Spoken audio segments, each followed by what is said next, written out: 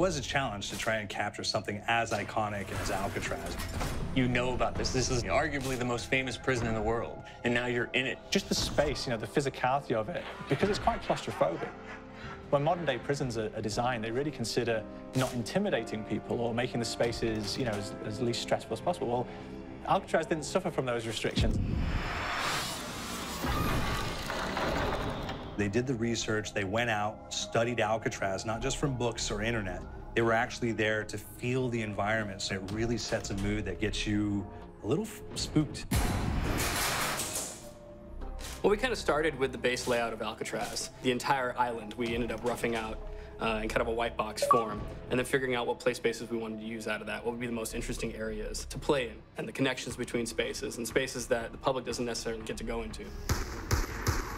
We really did a lot of pushing to really enhance that psychological horror aspect that we're really looking for. And this is a really good opportunity to really tell something special. Like I got stuck right through the gates of hell!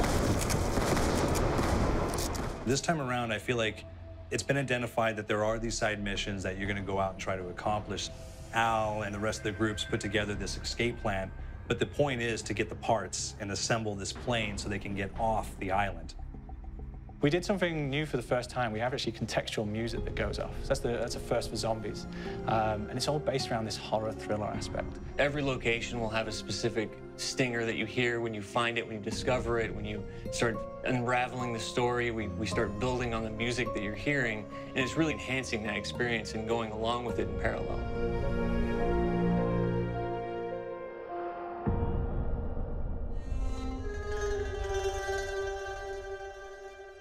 Because we wanted to embrace this kind of horror thriller element, we wanted character actors, guys who could really embody someone and then convey emotion. So that's why we went for guys like Ray Liotta, getting in that kind of guy, we wanted a frantic nature. So he plays a character called Billy Handsome, who's this kind of psychopath who would be employed by the mob to kill people in interesting ways.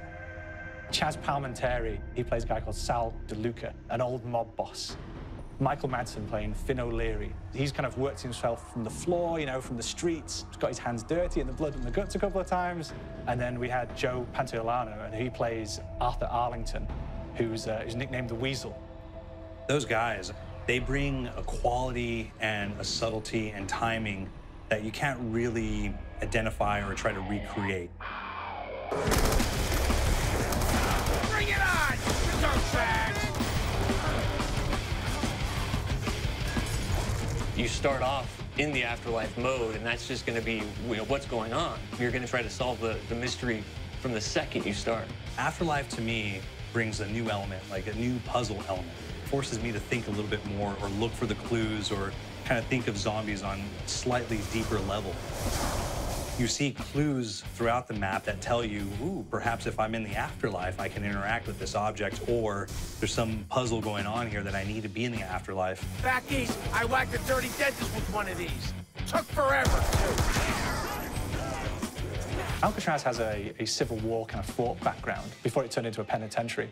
And so we had this kind of backstory, the idea that the warden would have collected Civil War weaponry. One of them is a blundergat. It's a fictional weapon, but the idea of the combination between a blunderbuss and a Gatling gun. And possibly, there might be a way of upgrading it to a more fantastical weapon that the players may find. You all gotta go sometime? You just went now. There's one main zombie, one big zombie that's going to come through and wreak havoc on your life. He'll lock down the perk machine, he'll close down the box, so you have to pay to get that open again, so you don't want him to interfere with your process. Now's a good time to pick a fight. It's a fun challenge. It keeps things moving forward. In terms of perks, we have a new perk called Electric Cherry. When you reload, it gives a shock around, which scales over time. Who's asking for it, greaseball? There's so much to experience in this map. Every time I play it, there's a new tactic to take, a new experience, a new objective to go for. But there's also this layer of things that we aren't exactly exposing to the players right off the bat and will need to be discovered. Don't let me go. Is it the calling we hear?